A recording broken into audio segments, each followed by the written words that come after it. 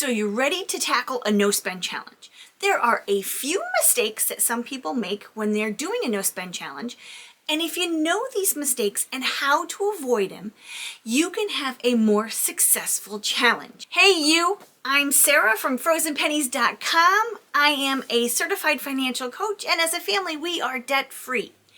My business started as a no-spend challenge. It was a spending freeze that I planned on doing for the entire year. Henceforth, the name Frozen Pennies Spending Freeze.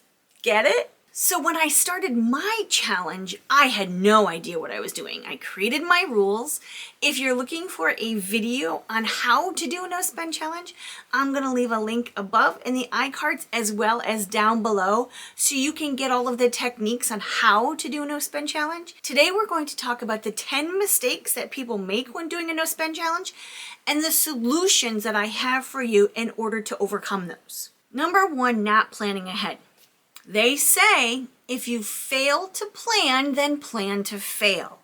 This means having a budget. Whether you're using something like my free budgeting planner that I have linked below, or an app on your phone, as long as you have a budget, you have a plan for your money. The solution is to outline necessary spending, like bills, groceries, transportation, things that you have committed already to paying back or things that you have to purchase to survive. When you're doing a no-spend challenge, a big mistake people make is ignoring those fixed expenses. When you're doing a no-spend challenge, that doesn't mean that you don't pay your electric bill. You still have to remember to pay those bills that you've committed to paying and those bills that you desperately need to survive. The solution to this is to pay them first. If you're doing a no-spend month, many people are doing a no-spend January, that's pretty popular this time of year, you have to make sure you pay your expenses first and then take care of the no-spend part. Number 3, one of the biggest mistakes people make during a no-spend challenge is impulse purchases. And this is probably my most difficult challenge and my biggest mistake is those impulse purchases. Even situations like going to the grocery store and seeing a sale on things and thinking, ooh, we eat those. I like those. I should buy those because they're on sale. If you're doing a no-spend challenge, let that go. They'll be on sale again. Right now, your goal is to get through your spending challenge. The solution to impulse purchases is to stick to the list. Online grocery pickup will help with the grocery part. That's my biggest challenge, is the grocery part. I'm able to dissuade impulse purchases from Amazon or Target because I'm not going into Target. I understand my limitations when it comes to impulse purchases. Groceries is the big one. Another mistake people make when they're in their no-spend challenge is skipping the meal planning. It's imperative to meal plan.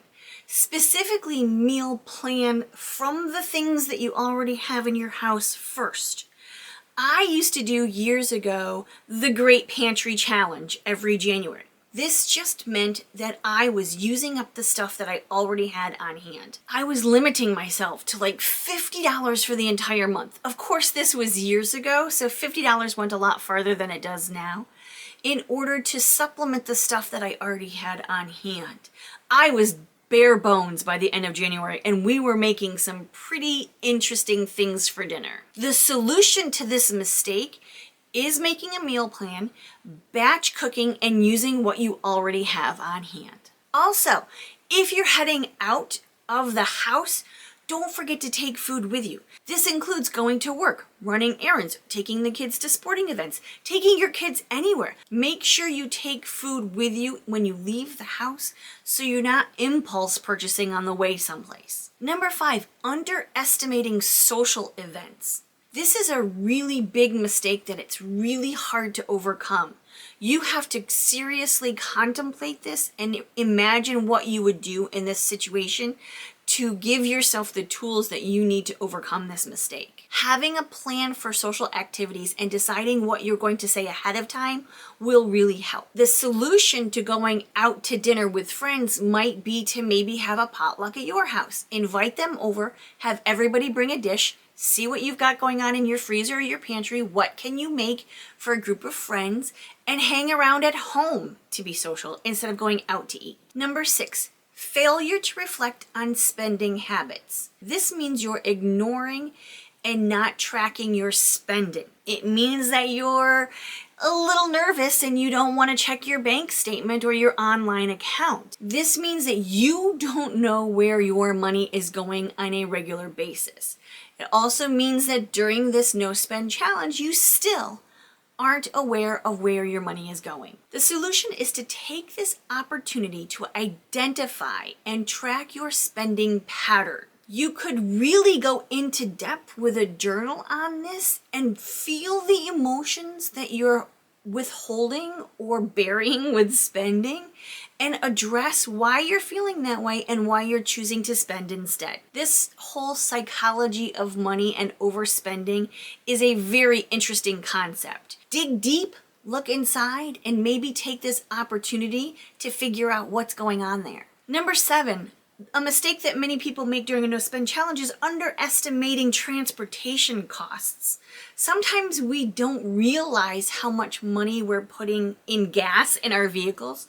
I know that for my husband, when he goes to get gas, he just swipes the card and doesn't even, I ask him, honey, how much was gas today? I don't know. He doesn't even pay attention. Doesn't even pay attention. Underestimating when you think it's only going to cost you $25 to fill up your tank and it ends up costing you $57, that's a gross underestimation. You're better off overestimating and then putting that money into a savings account. Another solution to overestimating is having a contingency account. So this is an account that's literally created, or amount, or a buffer. You can call it a buffer. It's literally an amount in your account that's there specifically to absorb any underestimations that you might have. It's not there to pick up the sale of Cheez-Its. It's there to absorb things that you need to pay, like gas for your car. The number 8 mistake people make is impersonalizing the spending challenge. You have to personalize it. It's not a chore. It's a game. It's a game to see how much money you can save and how little money you can spend. There's a party at the end. It might not be a spending party with caviar and champagne, but it will be a party nonetheless. That's the solution. Gamify this challenge. Make it fun. Understand that there is a reward at the end of this. You could actually have a $25 reward at the end if you wanted to. What would you do with $25 when you're done? You could go to Hobby Lobby with $25 or go out to lunch. You could take that $25 reward and throw it right into the savings account. The number 9 mistake people make in a no spend challenge is not celebrating the small wins. Maybe you have a calendar that you've made of the entire 30 days if you're doing a 30-day challenge. You can cross those out. You can raid your kids' or your grandkids' sticker collection and get stickers and put a sticker on every single day that you did not spend money. They don't celebrate the small achievements that are reached. The solution is maybe a 30-day calendar or a list or something that you color in, a thermometer maybe. If you can find ways to celebrate the small milestone, crossing off days that you don't spend any money, or adding stickers to the calendar, or coloring in that next level on that thermometer, if you don't have those small celebrations, you're going to burn out and it's not going to be nearly as much fun. And the last mistake that people make during this spending freeze is resuming old habits once it's over. If you go right back to spending money like you did before, then you haven't learned any great lessons and you've negated all of the great progress that you've made in your saving. You don't want to go back to old spending habits. So what's the solution? Keep going. Don't be as strict, but remember how great it felt to save that money and how wonderful you felt by planning ahead. For example, remember the effects that meal planning had on your food budget. Maybe decide not to add that Amazon app back on your phone. So do you have a plan for a no spend challenge in 2024? Do you know how much you want to save and how much you want to cut back and what areas you think that you're overspending too much that this might help with? I hope that these mistakes and solutions will help you achieve your goals in 2024. Thank you so much for watching. I appreciate you. Have a great day. Bye-bye.